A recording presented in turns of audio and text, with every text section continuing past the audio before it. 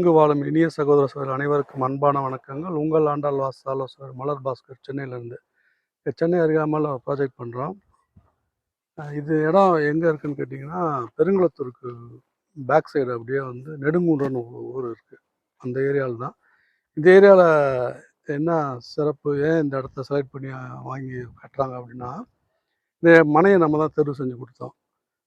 இந்த இடத்துல வந்து என்னென்னா, மேற்கு பக்கமும் மலை இருக்குது, தெற்கு பக்கமும் மலை இருக்குது. தெற்கு பக்கம் ஃபுல்லாகவே மலை இருக்குது, நடுவில் மலை நல்லா தெரியல உங்களுக்கு.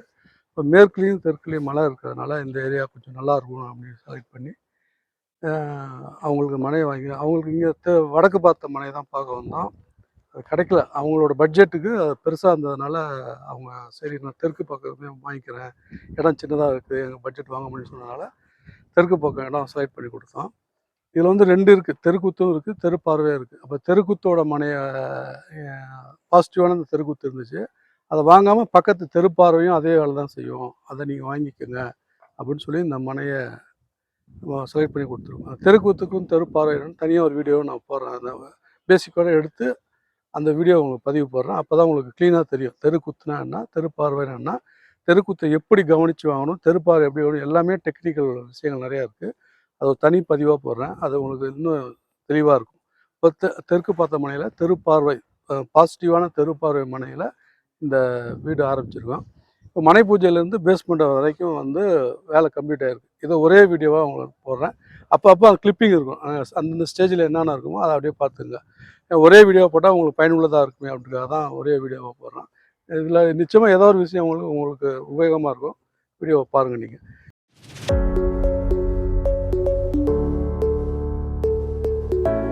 இப்போ ஃபஸ்ட்டு மனை பூஜை போடும்போது பெரும்பாலும் நாங்கள் பல தடவை வலியுறுத்தி சொல்லியிருக்கோம், மனை பூஜை வந்து அந்த வீட்டோட அம்மாவோட நட்சத்திரத்துக்கு உகந்த நாளில் தான் மனை பூஜை போடணுமே தவிர, அதை தவிர்த்து வாஸ்து நாளில் தான் மனை பூஜை. இன்னும் கூட இப்போ நண்பர்கள் போட்டாங்க, எனக்கு தெரிஞ்சவங்க, வாஸ்து பூஜை தான் மனை பூஜை, அப்படியே இல்லை. இந்த வாஸ்து பூஜையில் வந்து தவறான நாட்கள் நிறைய வருது. அதனால் வாஸ்து பூஜையை விட்டுட்டு அந்த வீட்டு அம்மாவோட நட்சத்திரத்துக்கு உகந்த நாளில் நீங்கள் மனை பூஜை போடுங்க, சிறப்பாக இருப்பீங்க. மனை பூஜை போடும்போது அந்த நாளில் கவனிக்க வேண்டியது ஒரே ஒரு விஷயங்கள் தான் நான் சொன்னேன். அந்த வியாகி பாதம் அப்படின்ற நாம யோகம் வராமல், இப்போ போன வீடியோவில் கூட பதிவு பண்ணியிருந்தேன், அந்த ஒரு விஷயத்தை மட்டும் கவனித்து நீங்கள் மனை பூஜை போட்டு வேலையை ஆரம்பிங்க, சிறப்பாக இருப்பீங்க. அது போல் மனை பூஜை போட்டோன்னா போர் தான் போடணும் ஃபஸ்ட்டு. வடக்கும் கிழக்கும் சந்திக்கக்கூடிய இடத்துல வடகிழக்கு பகுதியில் ஆழ்துளை கிணறு அமைச்சிட்டு அதுக்கப்புறம் வேலையை ஆரம்பிக்கும் போது சிறப்பாக இருக்கும். இப்போ பேஸ்மெண்டத்தில் ஃபஸ்ட்டு நம்ம கவனிக்க வேண்டிய விஷயங்கள் என்னென்னா, இந்த இடம் வந்து 26 அடிக்கு 50 அடி நீட்டு. நாங்கள் மூலமட்டம் செக் பண்ணும்போது இடமே பர்ஃபெக்டாக இருந்துச்சு, எந்த இடமும் வந்து கோஸோ ஒரு அங்கெல்லாம் கூட வித்தியாசம் இல்லை. நாங்கள் கரெக்டாக பவுண்ட்ரி மார்க் பண்ணிவிட்டு செக் பண்ணோம், இடம் கரெக்டாக இருந்துச்சு. அதனால் மூலமட்டம் வந்து ரொம்ப 90 டிகிரி ஈஸியாக வந்துடுச்சு. ஆலங்குழி மார்க்கும் ஒரு சிலர் இதுலேயும் டவுட் கேட்போம், எவ்வளோ ஆழம் பள்ளம் எடுக்கணும், எத்தனை அடியை எடுத்து நம்ம காங்கிரீட் போடணும்னா அது வந்து இடத்துக்கு தகுந்தாப்புல தான் மாறுபடும். நம்ம வந்து இப்போ சென்னையில் நிறைய இடத்துல சாயில் டெஸ்ட் எடுத்து தான் நம்ம ஃபவுண்டேஷன் போடணும்.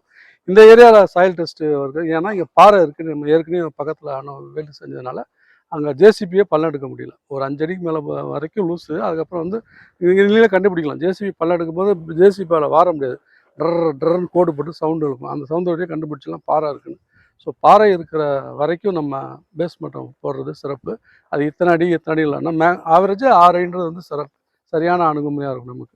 இப்போ கீழே சாயில் பண்ணி அதே போல் பள்ளம் எடுத்துட்டோம் அப்படின்னா எல்லா பள்ளமும் மேடு பள்ளமாக இருக்கிறதுக்கு சான்ஸ் இருக்குது. அப்போ என்ன பண்ணணும், நம்ம டியூப்வெல் வச்சு மட்டமாக கீழே உட்கார்ற மேட்டு வந்து ஒரே மட்டமாக உட்கார்றப்ப நம்ம பண்ணிக்கணும். ஒரு பள்ளம் உயரமாகவும் ஒரு பள்ளம் ஆழமாகவும் இல்லாமல் சரிசமமாக வச்சு போடுறது வந்து சிறப்பாக இருக்கும்.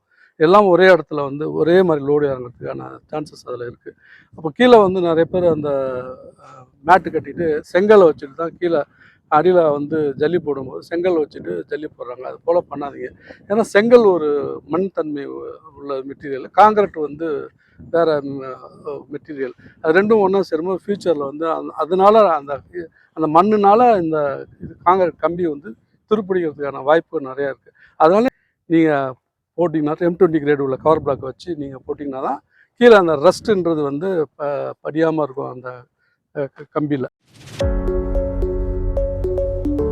அடுத்து வந்து ஃபூட்டிங் காங்கிரீட் போட்டாச்சு. மேலே வந்து பிளிந்த் லெவலில் வந்து கிரேட் பீம் காங்கிரீட் போட்டதுக்கப்புறம் அதுலேயும் அந்த கம்பியில் நான் பல தடவை உங்களுக்கு சொல்லியிருக்கேன். இந்த மாதிரி கம்பி வந்து மூணாலாம் வெட்டக்கூடாது, கரெக்டாக என்ன அளவோ ஜிக்ஜாகாக தான் இருக்கணும், ஒரே இடத்துல வந்து எல்லா ஜாயிண்ட்டும் வந்துடக்கூடாது அப்படின்னு தான். பாருங்க, இங்கே கூட கம்பி ஹைட்டு பார்த்தீங்கன்னா ஒரே இடத்துல இருக்காது, ஒரு 3 அடி வித்தியாசத்தில் தான் இருக்கும். அதே போல் தான் கீழேருந்தும் பண்ணிடுவோம் நாங்கள். ஒரு கம்பியோன்னா 18 அடி 22 அடி அப்படி வெட்டி தான் காங்கிரீட் பண்ணணும். அப்படி வெட்டி தான் பீம் பில்லர் வைக்கணுமே தவிர எல்லாத்தையும் ஒரே சமமாக வச்சு காலத்தை வந்து நம்ம வைக்கக்கூடாது. அது ஒரு டெக்னிக்கல் இஷ்யூ இருக்குது. அதே போல் ரிங் அடிச்சு போகிறதுல வந்து 90 டிகிரி அப்படியே வச்சு இப்படி இப்படி வச்சு ரிங்கை போடுறாங்க. அது பெரும்பாலும் அப்படி பண்ணக்கூடாது. பட் என்ன பண்ணால் 135 டிகிரினா இதில் ஊக்கு வளைச்சி வச்சு போடுறாங்க. அது ஏன் அப்படின்னா, ஏதோ ஒரு ப்ராப்ளம் வருது அப்படின்னு சொன்னால், இது விலகுது அப்படின்னா இந்த மாதிரி இருந்துச்சுன்னா விலகிறதுக்கு ஈஸியாக சான்சஸ் இருக்குது.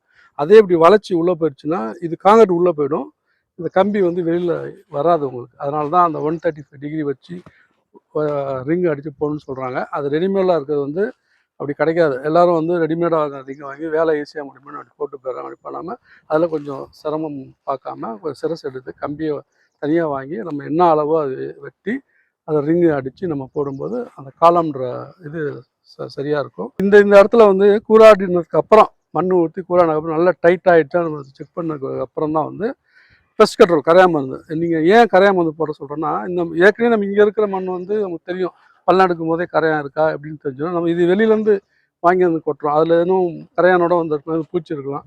அதனால நாளைக்கு நம்ம மண்ணுனால நம்ம வீட்டில் கரையான் டெவலப் ஆகிறதுக்கு சான்சஸ் இருக்குது.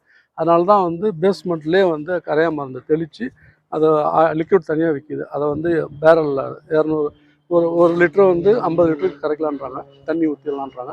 அப்புறம் எவ்வளோ இதுக்கு தேவையோ அதை வாங்கி அதுக்கு தகுந்தாப்ப தண்ணியை மிக்ஸ் பண்ணி 2 அடிக்கு 2 அடிக்கு ஒரு பள்ளம் அளவு எடுத்து ஏற்கனவே வீடியோ நிறையா போட்டிருக்கேன் உங்களுக்கு, அந்த எப்படி கரையா மருந்து போடணும். அது போல் அதை செஞ்சுட்டு நீங்கள் போடுங்க.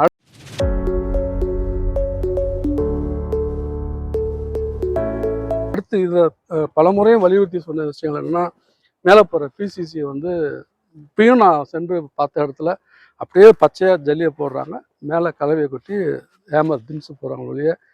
நான் பல தடவை வலியுறுத்துறேன். இந்த பாருங்க, இப்போ இந்த வீட்டில் கூட போட்டுருவோம், நீங்கள் பாருங்கள். காங்கிரீட் எப்படி போடுமோ அப்படி தான் பிசிசி போட்டிருக்கோம். இதில் ஒரு பெரிய விஷயங்கள் இருக்குங்க பேஸ்மெண்ட்டில். அது ஏன் நிறைய பேர் உள்வாங்க மாட்டாங்கன்னு தெரியல. இது போல் போடுற வீட்டுக்கும் அது போல் வெறும் ஜல்லி போடுற வீட்லேயும் நிறைய வித்தியாசங்கள் இருக்குது ஃபியூச்சரில். அதனால் தயவு செஞ்சு நீங்கள் வீடு கட்டும்போது கொஞ்சம் சிரமப்பாக ஒரு 15-20 மூட்டை எக்ஸ்ட்ரா செலவாகும். அதை பார்க்காம அந்த பேஸ்மெண்ட் வந்து உறுதித்தன்மையாக இருக்கும். அதனால் மிஷின் வச்சு பிசிசியை காங்கிரீட் போடுறாப்புல போடுங்க. அந்த பேஸ்மெண்ட் வந்து ரொம்ப ஸ்ட்ரென்த்தாக இருக்கும். அதே போல் பேஸ்மெண்ட் 3 அடி வரைக்கும் நீங்கள் தூக்குறீங்கன்னா நீங்கள் ஈஸியாக கூராடிடலாம், ஒன்றும் தவறில்லை. இப்போ 6 அடிலாம் போடுறீங்க அப்படின்னு சொன்னால் உடனே கூராடிடாதீங்க. ஃபஸ்ட்டு 2 மட்டமாக கூராடுங்க. 3 அடி போடுங்க. ஃபஸ்ட்டு தண்ணியை ஊற்றி அந்த 3 அடியை ஃபஸ்ட்டு நல்லா டைட்டாக கம்ப்ரஸ் ஆகிடுச்சான்னு பார்த்துட்டு கன்சால்டேட் பண்ணதுக்கப்புறம் தான் அடுத்து லூஸ் நீங்கள் மண் கொட்டுமே தவிர ஒரே டைமாக போட்டு கூராடுறது வந்து சரியாக இருக்கிறதில்ல. அந்த நிறைய வீட்டு மழை காலத்தில் ப்ராலாய் நானும் சென்று பார்த்துருக்கேன். அதுபோல் 6 அடிலாம் நீங்கள் தூக்குறீங்க அப்படின்னா 2 டைப்பில் நீங்கள் மண்ணை கன்சால்ட் பண்ணுங்கள். அது வந்து சிறப்பாக இருக்கும். 6 அடிக்கு மேலே ஒரு சில இடத்துல 7 அடி 8 அடிலாம் போடணும்னா இந்த போல் காங்கிரீட் வெறும் காங்கிரீட் போடாமல் மேட்டு கட்டி கம்பி கட்டி காங்கிரீட் போட்டால் அதனுடைய பேஸ்மெண்ட்டும் வந்து ரொம்ப உறுதித்தன்மையாக இருக்கும். அதுபோல் பேஸ்மெண்ட்டம் தானே அப்படின்னு சொல்லி மண்ணு கொட்டி நம்ம செய்யாமல் ஒவ்வொன்றுத்துலேயும் டெக்னிக்கல் விஷயமும் இருக்கும். வாஸ்து பாயிண்ட் ஆஃப் வியூ சரியாக கவனித்து நீங்கள் பண்ணுங்கள். உங்கள் வீடும் சிறப்பாக இருக்கும். அதுக்கப்புறம் காலம் ரைஸ் பண்ணிக்க பாருங்கள். இப்போ வெயில் அதிகமாக இருக்குது. இப்போ இங்கே எவ்வளோ தண்ணி ஊற்றினாலும் உடனே காஞ்சிது. அப்போ இது போல் கோணியை நீங்கள் கட்டிட்டு நீங்கள் தண்ணியை வந்து க்யூரிங் பண்ணும்போது இது கொஞ்சம் நேரம் தாங்கும். இப்போ ஈரமாகவே இருக்குது பார்த்தீங்களா, அப்போ நல்லா க்யூரிங் ஆகிட்டே இருக்கும். காலம் வந்து ஸ்ட்ராங்காக பில்லர் வந்து ஸ்ட்ராங்காக இருக்க சான்சஸ் இருக்குது. இது போல் சின்ன சின்ன விஷயங்கள் நீங்கள் கட்டுற வீட்லேயும் கவனித்து கட்டுங்க. உங்கள் வீடும் சிறப்பாக இருக்கும். அதேபோல் நீங்கள் எல்லோரும் பிரம்மாண்டமான வீடு கட்டி சிறப்பான ஆனந்தமான ஆரோக்கியமான செல்வ செழிப்பான வாழ்க்கையை இப்பொழுதும் எப்பொழுதும் வாழ வேண்டும் என்று நாங்கள் வணங்கும் ஆண்டாள் அம்மாவையும் திருச்செந்தூர் முருகனையும் வணங்கி வேண்டிக் கொள்கிறேன். இதுவும் கடந்து போகும், எதுவும் கடந்து போகும். எல்லாம் நன்மைக்கே. மகிழ்ச்சி. சர்வமும் கிருஷ்ணார்ப்பணம்.